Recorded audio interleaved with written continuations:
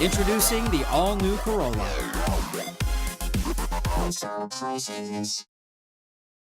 In bold print, right here in bold print, I'll read it to you. The complete and correct address for your location as provided by the Guam Department of Public Works is listed below. Department of Public Works Director Carl Dominguez met with the island's mayors this morning to discuss the ongoing confusion over mailing addresses with the United States Postal Service.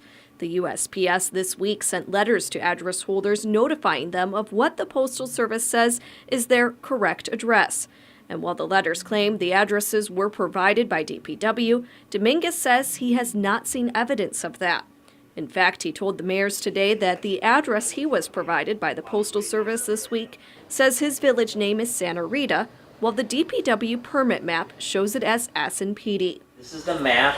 It goes back to 1975. It says Government of Guam, Joint Venture, Department of Land Management, Guam Cable TV, and Bureau of Planning. Dominguez says he sent an email to USPS officer in charge for Guam, Christopher Warren, asking to see the documentation showing the addresses DPW provided the Postal Service, but he hasn't received a response. My position this morning is if you show it to me, if DPW in the past somehow sent them erroneous information, then I'll bite my lower lip and say, okay, looks like we messed up, DPW.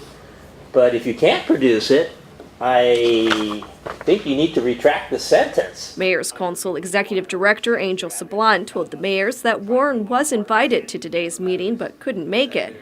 But he said Warren offered his own explanation to him yesterday. They told me that the new addresses that are on those letters, they got it from DPW's 2001 database. And I said, Mr. Warren, it's now 2014. He goes, well, we could have to check back and see what happened there. And USPS spokesman for the region, Duke Gonzalez, told PNC on Tuesday that zip codes on Guam were consolidated back in 2001, leading to the change of village names on mailing addresses. But without anyone from the Postal Service sitting down with island leaders, it's hard to determine exactly what the root of the problem is.